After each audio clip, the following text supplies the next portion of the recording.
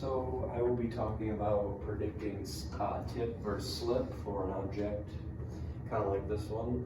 I don't know, I like to think of it like if you're pushing a refrigerator, figuring out whether or not it's gonna just slide nicely or whether or not it's gonna fall over, and then you gotta pick up your refrigerator now. So I just kind of drew this rectangle like this, about 8 feet tall, kind of a big fridge, I don't know. But then we have this force acting at 5.5 feet up. We have this mu s, which is our static friction, 0.52, and a weight of 200 pounds, which is probably a pretty light refrigerator actually. But anyway, so for tip versus slip, this is kind of a problem. I guess I kind of think of it in like chemistry terms a little bit, like a limiting reactant problem is what it reminds me of, where you kind of figure out which one gets used up first. That's kind of how I think of it a little bit. Because you basically figure out what force P it takes to, and like impending, we're thinking impending tip and impending slip because we're not talking about dynamics. So right up into the point where it's going to tip, and then we don't quite get there because it's statics. So we figure out basically the value of P where it's going to start to slide, and then the value of P where it's going to start to tip. And whichever one is lower is what's going to happen first. And that's honestly, that will change a lot with the height of your push. If you push down here, more than likely it's going to slide before it tips, but if you push up here, it's going to at least take less force to tip it. Because we'll be talking about moments here, and here we're just talking about a force of static friction, so we're actually going to solve for that right now, because that's the easier one, but you always have to kind of evaluate both of these, tip and slip, just to see which one's going to happen. Even, I guess if they give you a P, you could maybe circumvent it, but especially if you're solving for P, I guess like this, that probably wouldn't be a typical problem. Actually, yeah, you could be asked to find P, and whether or not it's going to find P for tip and then find P for slip, or figure out like which one's more likely to happen. That would be kind of what we're looking at here. Is it going to tip or at first, or is it going to slip if I push at this point? So yeah, our FFS is our mu of friction, which is 0.52, our coefficient of friction, I guess, times our normal force. Our weight is 200 pounds. That's acting down. Maybe we have a normal force of 200 pounds as well.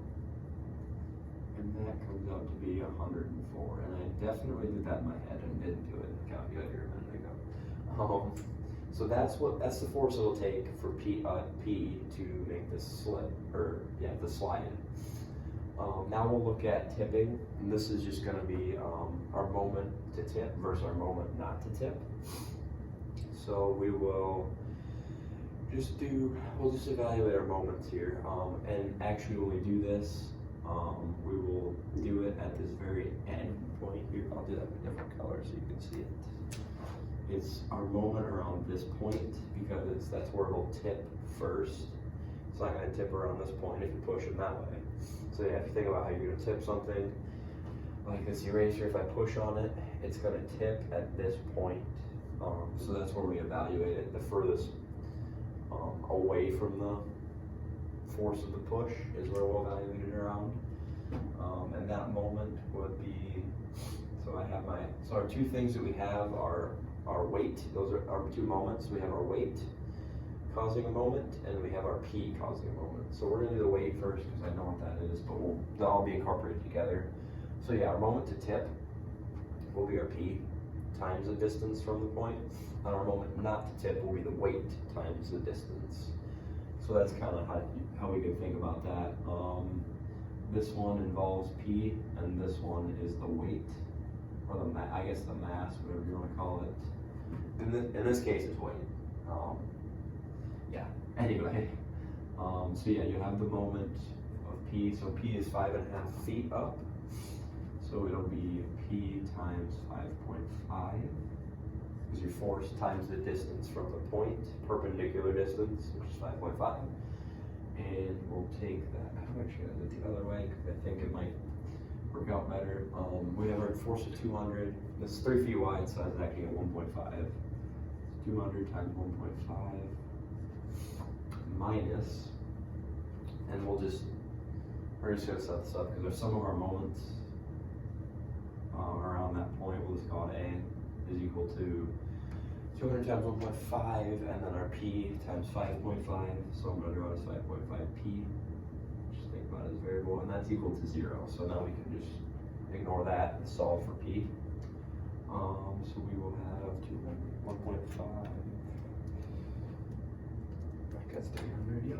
So we have 300 minus 5.5P equals 0, and then 300 divided by 5.5.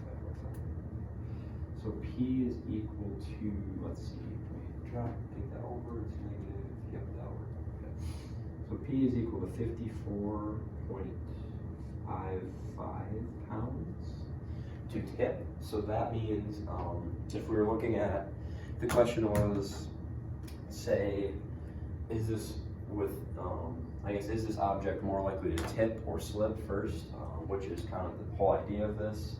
Your answer would be tip, because your P it takes to tip it is actually pretty much half, not quite half, a little less, or a little over half, but it takes about a little over half the force to tip this object as it does to have it slip with that coefficient of friction. Now, obviously, if you would move this, and if you move this around, that's going to change this value. It's going to take more force to tip it then, but looking at this object as is,